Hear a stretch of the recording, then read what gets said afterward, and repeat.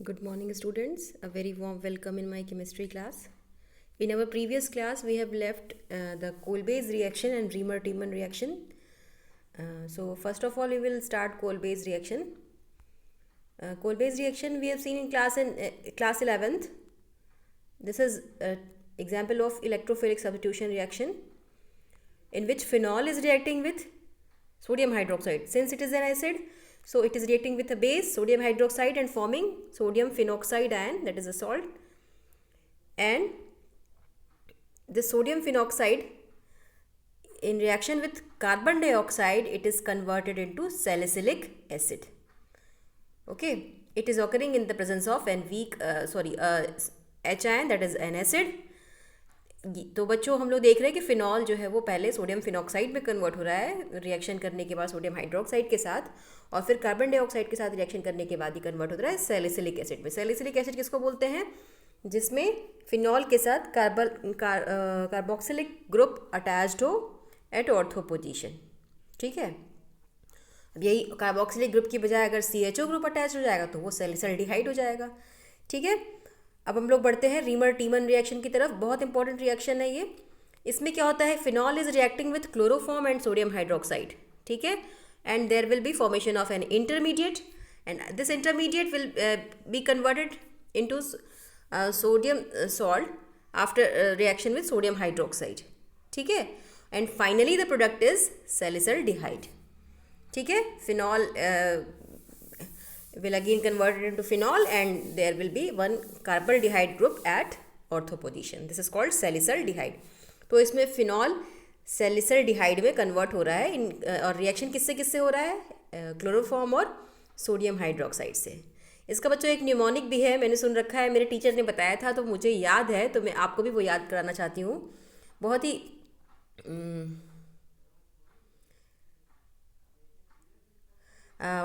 बड़ा फेमस है ये निमोनिक. इसको आप याद कर लेंगे तो आपको प्रोडक्ट भी याद हो जाएगा और रिएक्टेंट भी याद हो जाएगा और इसके जो रिएजेंट्स हैं वो भी याद हो जाएंगे. ठीक है, इसका क्या है निमोनिक? रीमर-टीमन ने साली मतलब सैलिसल्डिहाइड, फूल मतलब फिनॉल, क्लोरोफॉर्म डाल के सुंघा दिया. ठीक है, आई होप आप समझ जाएंगे इस बात को. तो रीमर-टीमन ने साली को फूल में क्लोरोफॉर्म डाल के सुंघा दिया.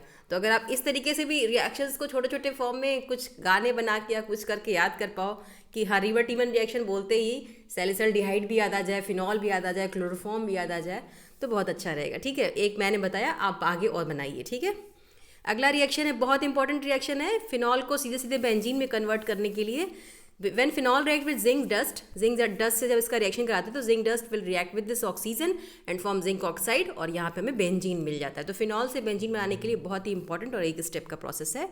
अगला रिएक्शन है ऑक्सीडेशन ऑफ फिनॉल. फिनॉल का जब ऑक्सीडेशन होगा तो इसके लिए हम लोग स्ट्रॉन्ग ऑक्सीडाइजिंग एजेंट यूज़ करेंगे, that is sodium dichromate in the presence of sulphuric acid, और it will be converted into benzoquinone. दोनों साइड में फिनॉल जो है वो ऑक्सीजन में कन्वर्ट हो जाएगा and there will be formation of, this is conjugated diketone. यहाँ पे भी कीटोन आ गया, यहाँ पे भी कीटोन आ गया, कंजुगेशन में है ये कीटोन. ठीक है, क्योंकि ये डबल बॉन्ड दोनों साइड से आप देखो रिंग में कंजुगेशन में, that's why this is conjugated diketone. ठीक है, and this is called benzoquinone. ओन है इसका मतलब है कि ये कीटोन है. ठीक है, आगे बढ़ते हैं. सम कमर्शियली इंपॉर्टेंट एल्कोहल्स दिया हुआ यहाँ, ये पोर्शन रिमूव हो गया है सिलेबस से. The next is preparation of ether. Preparation of ether का प्रिपरेशन हम लोग कैसे करेंगे? अगेन वही आपने देखा है, जब हम लोग एल्कोहल का डिहाइड्रेशन कराते हैं, it is there will be formation of alkene. ठीक है, अब यही डिहाइड्रेशन अगर 443 केल्विन टेम्परेचर पे ना करा के अगर हम लोग 413 केल्विन टेम्परेचर पे कराए, there will be formation of ether. ठीक है, ओके, आगे बढ़ते हैं. अब ये प्रोसेस कैसे एक्सप्लेन हुआ है, इसके इंपॉर्टेंट स्टेप्स दिए हुए हैं 1 2 3. आप स्टेप्स को देखिए, बनाइए, आपको समझ में आएगा बिल्कुल. सबसे पहले वैसे तो यहाँ हम जान रहे हैं कि CO बॉन्ड ब्रेक हो रहा है, तो सबसे पहले प्रोटोनेशन ऑफ एल्कोहल होगा. प्रोटोनेशन हुआ, उसके बाद वो OH2 अलग होगा.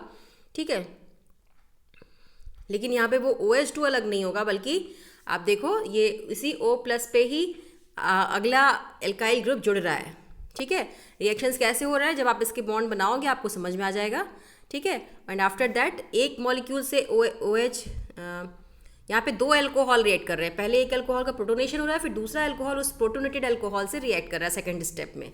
ठीक है, और दोनों जो ये एल्काइल ग्रुप है, दोनों ऑक्सीजन के दोनों साइड जुड़ रहे हैं और H2O यहाँ से रिमूव हो जा रहा है। ठीक है, और लास्ट में क्या होगा, यहाँ पे शिफ्टिंग ऑफ बॉन्ड होगा, this bond will be shifted, ठीक है, ऑन ऑक्सीजन, एंड ये यहाँ पे H+ के फॉर्म में बाहर आ जाएगा और ये बॉन्ड यहाँ ऑक्सीजन के ऊपर शिफ्ट होगा, तो ऑक्सीजन का जो प्लस चार्ज है वो सप्रेस हो जाएगा and there will be formation of ether.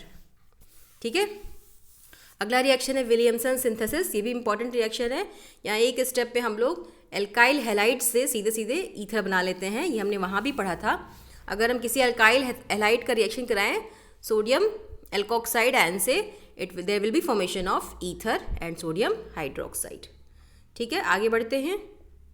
इस रिएक्शन का भी प्रोसीजर दिया हुआ है। पहले ये सोडियम एल्कोक्साइड आयन है, ठीक है, इससे ईथर का रिएक्शन कराया गया। यहाँ पे देखो आप बल्कि सोडियम एल्कोक्साइड आयन लिया गया है, ठीक है, और ये ग्रुप छोटा लिया गया है। Alkyl halide will be primary and this ethoxide ion is बल्कि, तो यानी ये कौन सा मैकेनिज्म फॉलो हो रहा है यहाँ, SN2। ठीक है, SN2 के बारे में आपने पढ़ रखा है, वहाँ से रिवाइज करिएगा आप। ठीक है, and there will be formation of sodium bromide और ईथर बन जाएगा। ठीक है,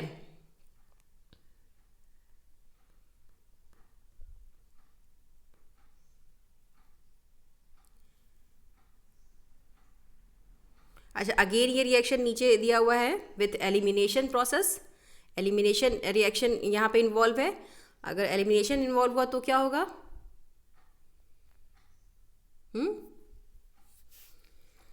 एलिमिनेशन में हमने देखा है एल्कीन का फॉर्मेशन होता है। आपको एलिमिनेशन में भी मैंने ये बताया है रिएक्शन। ठीक है, तो there will be formation of alkene, sodium bromide and methanol.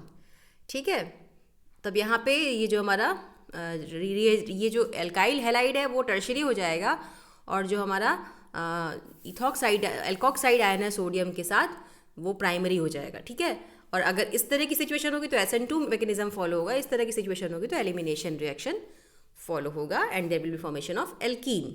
ठीक है, आगे बढ़ते हैं। एग्जाम्पल को ज़रूर करिएगा, एग्जाम्पल में यही क्वेश्चन एग्जाम्पल में दिया हुआ है। ठीक है, similar question is given in example, please solve it. आगे बढ़ते हैं। Phenols are also converted to ethers. Phenol भी ईथर में कन्वर्ट हो सकता है जब हम फिनॉक्साइड आयन का यूज़ करें। कैसे, जैसे फिनॉल का हमने सोडियम हाइड्रोक्साइड से रिएक्शन कराया, सोडियम फिनॉक्साइड बनाया, अब इसका इस एल्काइल हैलाइड से रिएक्शन करा दीजिए तो आपको ईथर मिल जाएगा। ठीक है, अगर इस पे हम बेंजीन रिंग पे ये OCH3 जोड़ दे, क्या नाम होता है इसका, मैंने बताया आपको 11th में बहुत बार, दिस इज एनीसोल। ठीक है, आगे बढ़ते हैं। फिजिकल प्रॉपर्टीज देखते हैं इस ईथर की। फिजिकल प्रॉपर्टीज में ईथर अल्कोहल की तरह ही ईथर भी वाटर में सॉल्युबल है, रिजेंबल करता है, क्योंकि यहाँ भी आपको देखोगे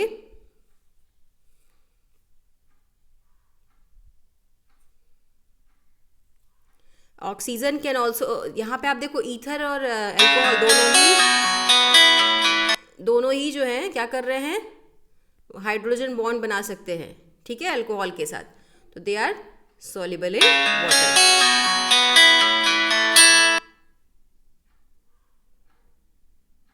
सॉरी, आगे देखते हैं इसके केमिकल रिएक्शंस। ठीक है, केमिकल रिएक्शंस बच्चों आप अपने से खुद करने की कोशिश करिए,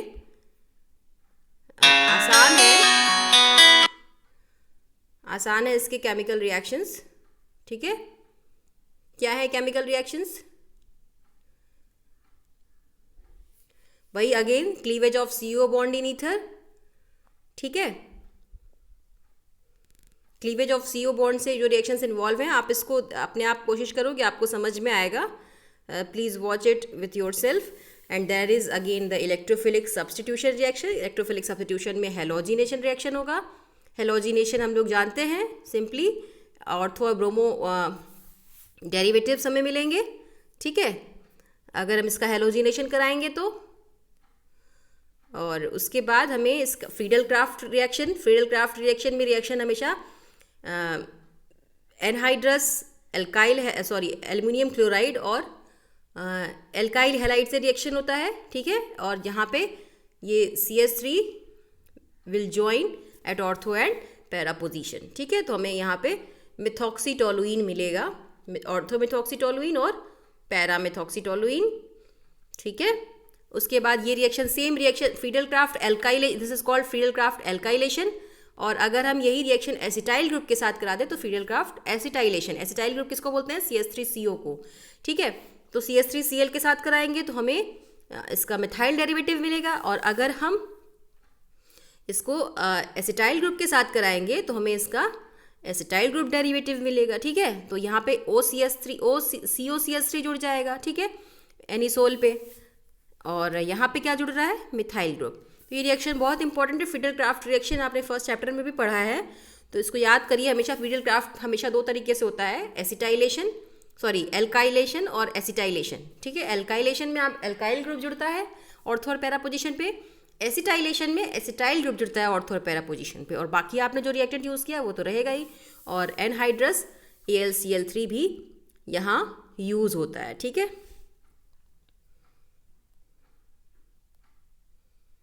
anhydrous aluminium chloride is acting as a Lewis acid here, ठीक है। ये कैसा एक्ट करेगा? ल्यूइस एसिड की तरह। लास्ट रिएक्शन हमारा नाइट्रेशन आप जानते हैं ऑर्थो पैरा पोजीशन पे हमें नाइट्रो प्रोडक्ट्स मिलेंगे, पैरा पोजीशन पे जो नाइट्रो प्रोडक्ट मिलेगा that will be major product because there is symmetry, ठीक है। और नाइट्रेशन कभी भी अकेले नहीं होता, नाइट्रेशन में सल्फ्यूरिक एसिड भी ज़रूरी है, क्योंकि हमें पता है कि जो हमारा NO2+ है वो it is forming in the presence of H2SO4, ठीक है। आगे बढ़ते हैं। आगे ये एग्जाम्पल्स हैं और आप इनको सॉल्व करेंगे। आई होप कि आपको चैप्टर समझ में आया होगा, आसान चैप्टर था। आप इसकी एक्सरसाइज भी करेंगे और करके मुझे ज़रूर दिखाएंगे। Thank you very much. That's all for today.